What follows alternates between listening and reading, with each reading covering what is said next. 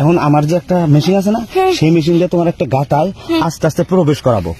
আমি এত করে কইতাছি আমার বিয়ে শাদী দিতে লাগবো না, তুমি আমার বিয়ে শাদী দিবে না, তুমি জামাই নিয়ে ঘুমাবার মন ধরে, আমার কি মন ধরে না? আরে মা তুই চুপ কর, শান্ত হয়, এই জন্যই তো তোকে চুপ করে এই সাইডে নিয়ে আসলাম যে তোরে কিছু কথা বলবো। কারণ আমার ভাগ্নি তো দেখতে দেখতে বড়ই হয়ে গেল, এখন তো বিয়ে দিতে হবে, জামাইয়ের প্রয়োজন। তো আগের থেকে যদি এগুলো শিক্ষা না দেয় তাহলে তো পরে জামাই দুনিয়ার কমপ্লেন দিবে। আর তোর মা মারা যাওয়ার পর থেকে তো আমিই তোরে মানুষ করছি, তাই না? সব দায়িত্ব তো আমারই। তা এখন এই জন্য এইসব কথা শুনলে আবার তোর খালু আবার আমাদের বকবে যে এখন তোর খালু তোর বিয়ে দিতে চায় না। শুন, ঠিক যখন হচ্ছে তোর বিয়ে হবে তখন তুই জামাইয়ের সংসার করবি যাতে কোনো সমস্যা না হয়, এই জন্য তোকে একজনের সাথে ঠিক করে দেবো, প্রেম করবি, কিভাবে সম্পর্ক করতে হয় সবকিছু শিখে যাবি আস্তে আস্তে। সত্যি? হ্যাঁ, তখন আর পরবর্তীতে কষ্ট হবে না। তাহলে তার বিনিময়ে তোকে অনেক কিছু দিবে, ছেলেটা অনেক বড় লোক আছে, বুঝছিস? তাহলে খালা দেরি কেন, তাড়াতাড়ি। আচ্ছা ঠিক আছে, তুই চিন্তা করিস না। কোন ছেলেটা? তুমি আবার এখানে কেন? আমি এখানে আসলাম একটু ঘুরতে। আমরা খালা ভাগ্নে একটু পার্সোনাল কথা বলতেছি, এর মধ্যেও তোমার এখানে আসতে হয়? আচ্ছা যেটাই হোক, তুমি একটু আমার কাছে শোনো তো, একটু একটু দূরে যাও তো। এই যে দেখো, তোমার এই ভাগ্নিটা আমার পছন্দ হয়েছে।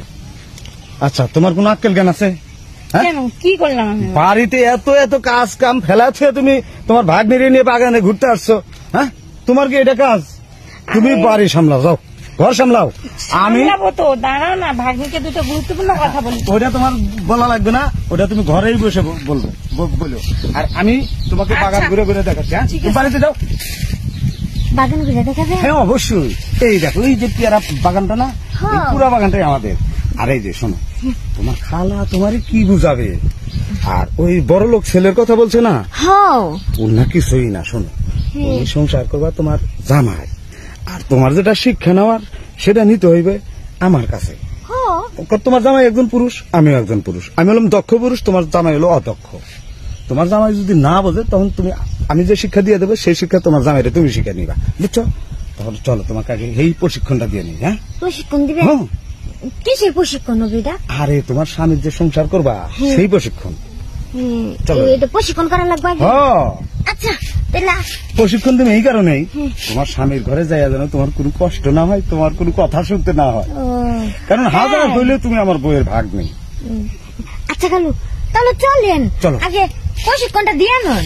আসো, এই দেখো, এই যে পেয়ারা বাগানটা না, এখানেই প্রশিক্ষণটা শুরু করি না। হ্যাঁ বসো। বসে লাগবো? হ্যাঁ বসো। আচ্ছা, খালি বসতে হইব না, তোমার প্যান্টটা খুলতে হইব। প্যান্টটা খুলছে দেখি। প্যান্ট খুললে প্রশিক্ষণ করে কেউ? এই তো খুলছে। হ্যাঁ, আর তোমার স্বামীর গাঁথা, তোমার স্বামীর মেশিনটাও ওই গাঁথাতে প্রবেশ করবে। তোমার স্বামীরটা দিতে যেন কষ্ট না হয় সেই জন্য প্রশিক্ষণটা দিয়ে রাখি, যেন তোমার স্বামীরটা চালা যায় আর আয়। সত্যি কইতাছেন তো? আচ্ছা আচ্ছা, তাহলে চালু করেন। আচ্ছা খালু, আপনি কি কাজটা ঠিক করছেন? আমি খালারে কিন্তু বইলা দিব।